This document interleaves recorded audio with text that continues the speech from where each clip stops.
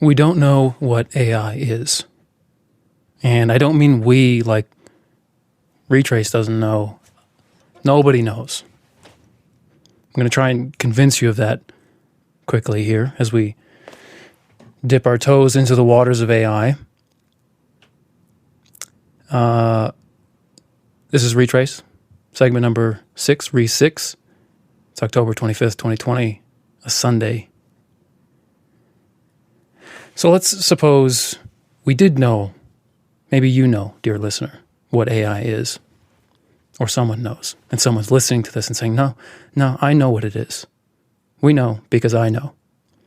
Well, if you know what AI is, if you know what anything is, you can answer at least one of, and maybe many of the 6 W questions, one of which starts with an H. So, who is AI? What is AI? Where is AI? When? How? Why? Which? Well, we'll probably have to answer one of those definitively to answer the what question. But who is AI that's not going to be it, right? I mean, maybe in the future, maybe AIs or a single AI becomes sort of a person-like thing that we can talk about. Let's skip over the who. There's no who yet when it comes to AI. Where is AI? Oh, well, it's in the computers, or maybe you think AI has to be not just in a computer, it has to be in some sort of robot, some sort of ambulatory machine. Okay, let's take those two. Let's picture a server farm running, not servers, that's not, a big warehouse with a big supercomputer in it that's running the best suite of AI software by whatever your definition of AI is when it comes to the software. Where's the AI in that big warehouse? That airplane hangar that they're building and no one knows they're building it because it's so important. This super AI warehouse. That sounds like a good name for a business. Okay, well, it could be in the metal, the bare metal, as they say, when you build a computer yourself, or sort of feel like you're building it when you're putting the pieces together because they're compatible and they plug and play fairly nicely together, and you know how to get the software on it that'll get it started and it'll turn it from a box of metal and various chemicals into a thing that seems to know things and seems to do things and act like it knows things. It could be in the metal, but that doesn't sound right. I mean, is a super AI computing warehouse that's run out of that's disconnected from the power grid? Is that AI? Is it the potential of AI? Like if someone would just plug in super AI warehouse, it's AI. So as long as when it's unplugged, we're still going to call it AI. Maybe. If it's not in the metal, maybe it's in the electricity. There's a topic that is very easy to think about, right? Electricity. What is electricity? We have to. We could cut that right off. We will have to come back to that. But I'll give you a hint. There are no electrons. All right, so maybe it's in the electricity, but who knows what electricity is?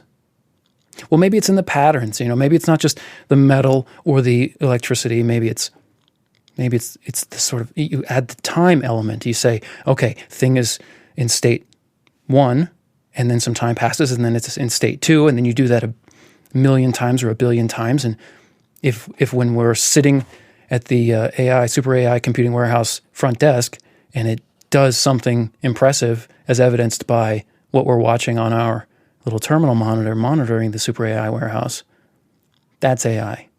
It's the pattern. It's the pattern of whatever that combination of metal and electricity and other things is doing when we're happy with it, when it's not crashing or doing something boring or misidentifying an image or misplacing something.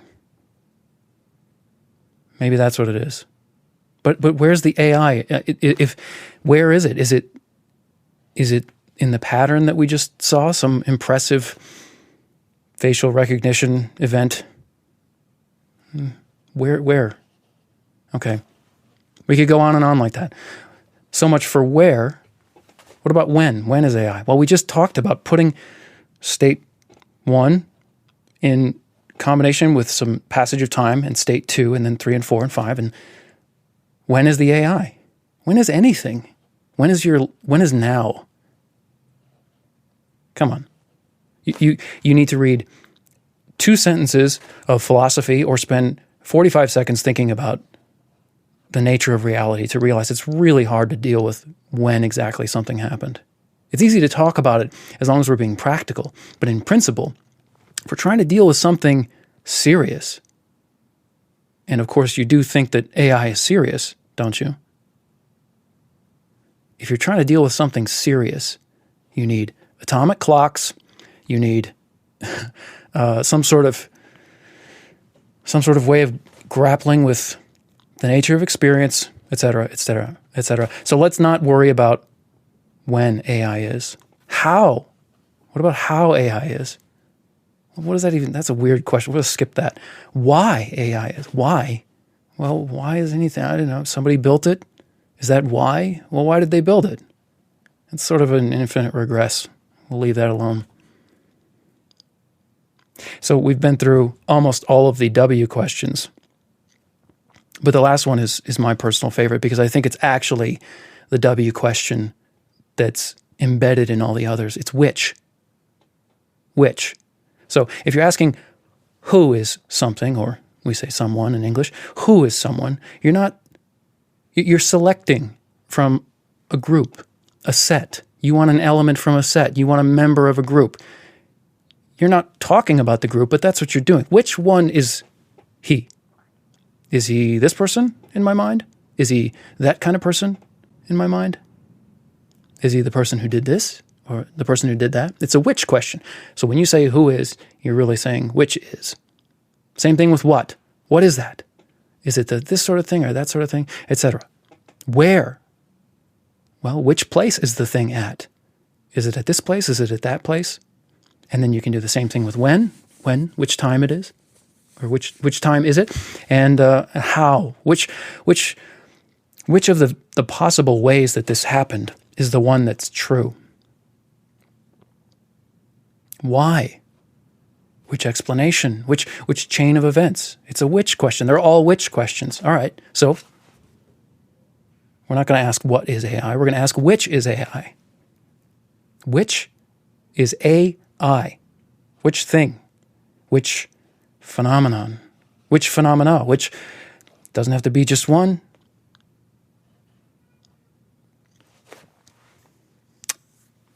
On our sister podcast, Margin, segment 4, Ma 4, about 47 minutes in, according to my little chicken scratch notes here, I said that the big AI stuff, it'll make you question your cup of coffee. I think we're going to start to get a feel for that here today. I hope so. I hope that starts to make sense this week and starting today. All right. So maybe I've convinced you that we don't know what AI is. Maybe not. But let's leave that there for now. I mean, you must know how much there is to say about AI. I don't have to say that, right? I don't have to point out to you that it's on the minds of almost every person on, is that true? Every person on Earth? I mean, obviously, above a certain age and within certain boundaries of mental normality. Let's just say it's a big topic, okay? Bigger than the virus, maybe. It was before the virus, I guess we'll say that. AI. I mean, you've seen a movie, right? You've seen some movie, some movie that gave you what you thought was a feel for AI. That sense, oh, I know what AI is about. Johnny Depp or, Neo. I know what AI is about. You don't. You don't, and nobody does. We've been looking at AI for much longer than we've been looking at strategic intelligence, and much longer than we've been looking at natural intelligence. We dealt with strategic intelligence in the first few segments of Re6. Did a series on Alan Dulles' book, or a chapter in that book. Check it out. And we only just scratched the surface. Although we did a bit more than scratch the surface with that chapter. I think we pretty much exhausted and beat the horse to death. But it's okay. There's plenty more where that came from that can be skipped over like a stone thrown into the ocean, because there is an ocean of stuff going on out there. If we're asking that question, what's going on out there? There is an ocean of stuff that we could call strategic intelligence. And you can skim the surface, or you can go all the way to the Marianas Trench. AI is the same. Artificial intelligence, like strategic intelligence, is an ocean. And anybody who tells you it's simple, or can be easily comprehended or predicted or weighed for its already happening or soon to happen or maybe to happen consequences, anybody who tells you that those consequences can be weighed easily, beware. And natural intelligence is also an ocean, and it's just a much more familiar one. We don't think so profoundly about natural intelligence, but we will. We will here, but not this week. Hopefully, you have a sense that we don't know what artificial intelligence is, and that's just the beginning of what we don't know about it. Let's try on some ideas, huh? Herbert Simon, who with Alan Newell decades ago wrote a couple of pretty impressive early AI computer programs. Simon also won the Nobel Prize in Economics later. He wrote a book, The Sciences of the Artificial, and there's a lot in this. And we've at Re6 here, we've only scratched the surface, so we're not going to talk about what we haven't read yet of it. But for our purposes today, he's given us an idea of what AI is. He says artifacts can be thought of as interfaces. And hopefully it goes without saying that artificial intelligence is two things, at least in the language of it, two things mashed together by McCarthy in the 50s. Not that McCarthy. Another McCarthy. Artificial and intelligence. Let's set intelligence aside. Our point of departure at Re6, three kinds of intelligence: natural, artificial, and strategic. What about artifacts? Well, artificial intelligence, does that refer to, or does that, which art word was McCarthy trying to use? Artifact or artifice? They're different. Don't know. Maybe he said something about it, but I don't think he was ever asked that question. But Herbert Simon says the artifact is like an interface. He says this: we can view the matter quite symmetrically. An artifact can be thought of as a meeting point, an interface in today's terms, between an inner environment, the substance and organization of the artifact itself, and an outer environment, the surroundings in which it operates. If the inner environment is appropriate to the outer environment, or vice versa, the artifact will serve its intended purpose. Great. Interesting idea. He later says, maybe it's not necessary, but it's highly convenient, and then talks about animals in the snow and lots of great stuff. clocks come up again and again. Airplanes, birds. A meeting point. An interface between the inner and outer environments.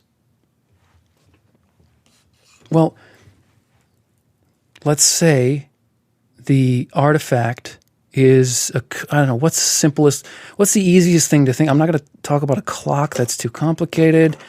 Computer's way too complicated. I've got a highlighter on my desk, keyboard, sticky note.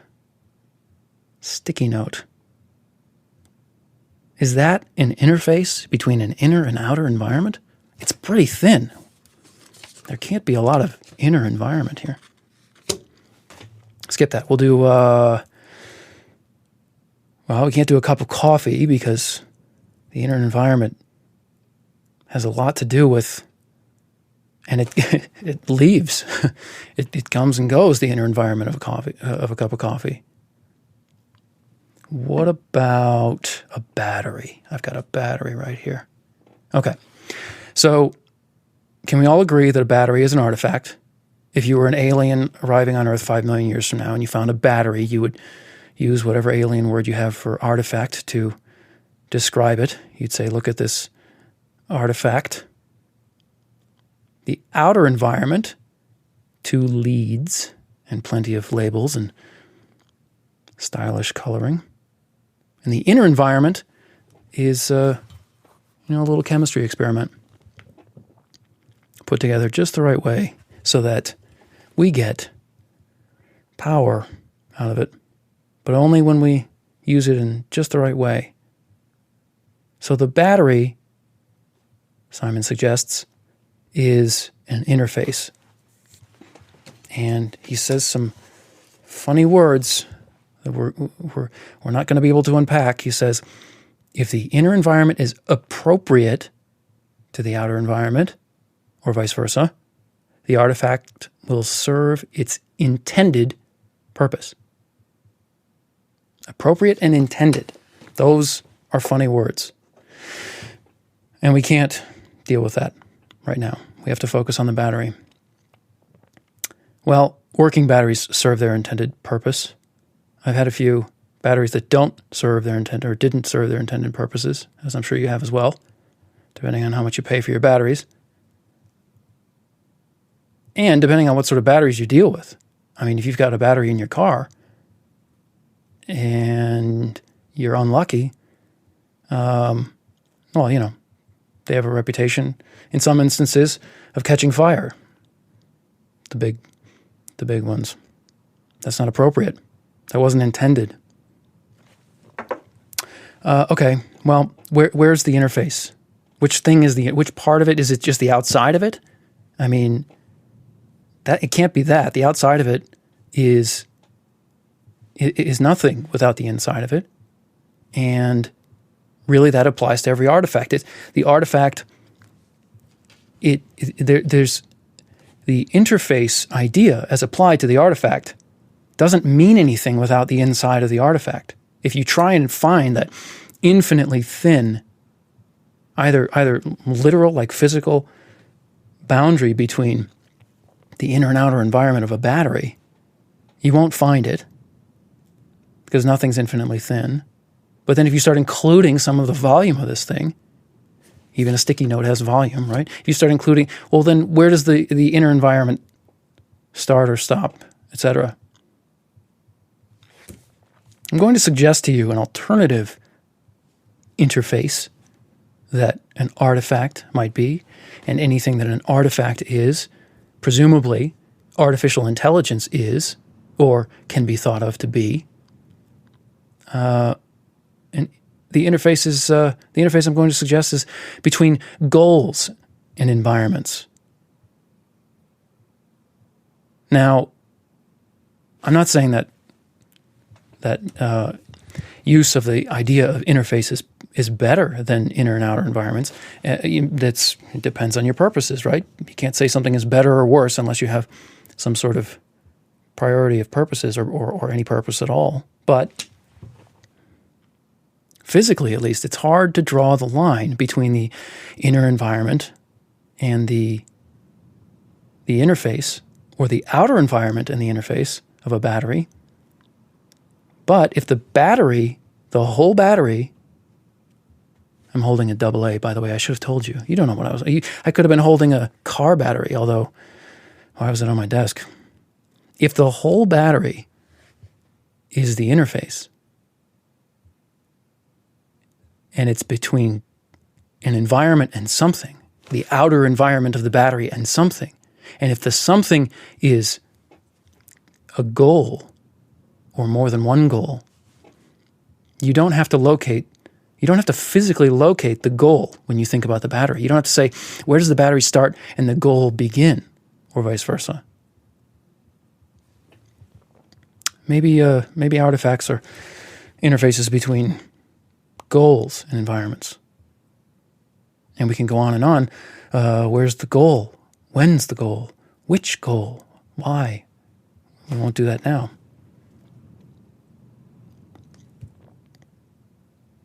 Maybe we should a little bit. All right, so let's time travel a little bit. This battery I'm holding, who designed it? Who brought all of the many pieces of the puzzle together to get it built? The piece, the battery itself needs to be built, but also all of the things. I mean, they're not building it out in a field. It's got to be in some sort of building. You got to get all those raw materials and then components. There aren't many components in a battery, but I assume there are a few. It's not just raw materials turned into battery. There are a few intermediate steps.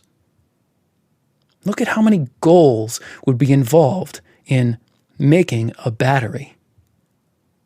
First, someone has the light bulb go off in their brilliant minds and, a battery, that's I'm either going to invent that, or if it's already invented, I'm going to make a better one because we need that. We need better batteries.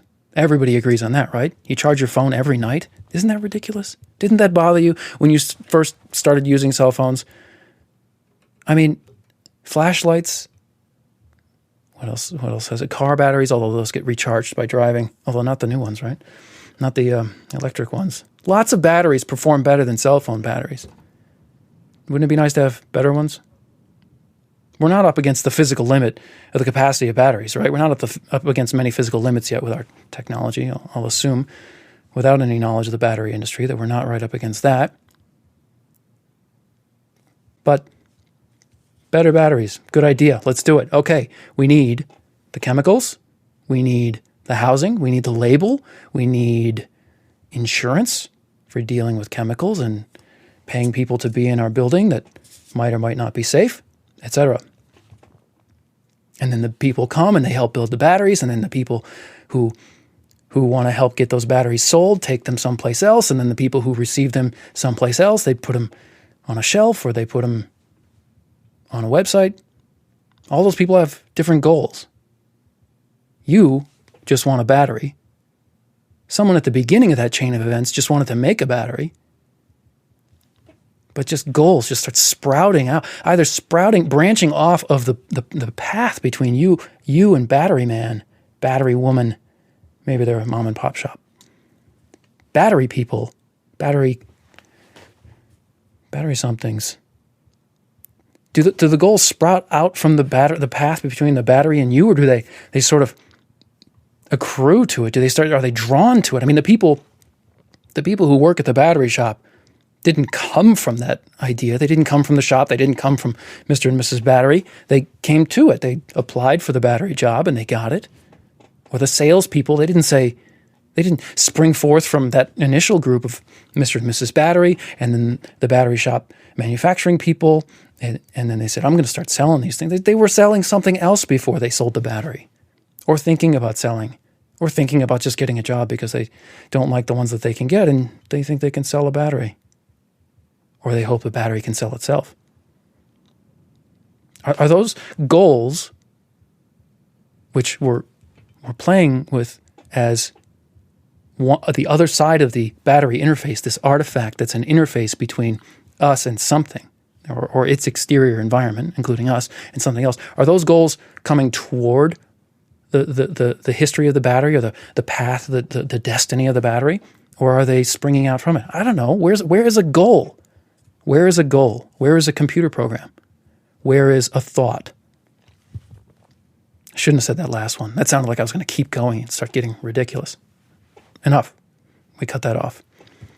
Well, a battery is simple, and artificial intelligence is at least complicated and maybe complex. Depends on how you use those words. But they're both artifacts.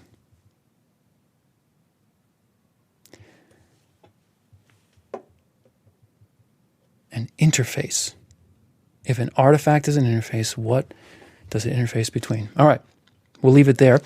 A couple of things, few things I want to cover before we wrap up here.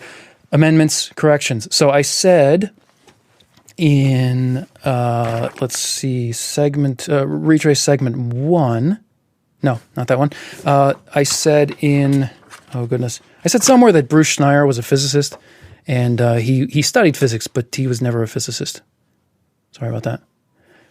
Now, I also complained a little bit, I feel like I complained, that we had this Dulles quote, Alan Dulles, talking about intelligence organizations being an ideal vehicle for conspiracy. And that here at Retrace, we hadn't been able to track down that magnificent quote. Well, we tracked it down pretty quickly, actually. It was kind of embarrassingly quick after we finished that show. Turns out if you just look through all the things he's ever written, thanks to modern search technology, you'll be able to find it. Although we did work hard. I don't want to make it sound like we just didn't try. I mean, I wanted that quote a lot for a long time, not just for segment, whatever it was, segment 5, Re6. So we found it. It's in a book Dulles wrote early in his career, but after World War II, called Germany's Underground, the Anti-Nazi Resistance. And as is always true when you do almost always true, when you do the legwork for a good quote, it turns out to be much more interesting than what's come down to you. First of all, it's very common that the best quotes are misquoted or misquotes, and this is an example of that. So he did not say that intelligence organizations are an ideal vehicle for conspiracy. It's kind of an awkward phrase anyway. I'm glad he didn't say it that way. This is what he said. An intelligence service is the ideal vehicle for a conspiracy. Not an ideal vehicle for conspiracy, the ideal vehicle for a conspiracy. I'll just read the rest of the paragraph. He says, its members can travel about at home and abroad under secret orders, and no questions are asked. Every scrap of paper in the files, its membership, its expenditure of funds, its contacts, even enemy contacts, are state secrets. Even the Gestapo could not pry into the activities of the Abwehr until Himmler absorbed it. He only succeeded in doing so late in 1943. I don't know if I'm pronouncing Abwehr correctly, but that's sort of the focus of his book. Anyway, we will come back to that strategic intelligence in due time. I just wanted to put that out there, that we track that down. And finally, there's one more thing. I noticed in reviewing post live the show notes for segment 1, Retrace segment 1. We talked about neuroscientist Michael O'Shea in his 2005 book. And I'll just reread what he said. The difference between insect and human neurons does not at all betray the gulf between insect and human intelligence. Like it or not, the astonishing conclusion from comparative studies is that the evolution of our brains, capable of such extraordinary feats, did not require the evolution of superneurons. The basic cellular components of mental functions are pretty much the same in all animals, the humble and the human. Well, Bertrand Russell echoes that much earlier in history. O'Shea says it in 2005. Bertrand Russell says it without the advantage of knowing anything like what O'Shea knows about neuroscience when he writes in 2005. Russell was writing in 1921 in The Analysis of Mind. He says this, from the protozoa to man, there is nowhere a very wide gap, either in structure or in behavior. From this fact, it is a highly probable inference that there is also nowhere a very wide mental gap. That's in the show notes for Re1. Just wanted to give that to you because I think it's great. All right. That's it. This is Retrace segment number 6, interface. Our website is retraice.com. Signing off.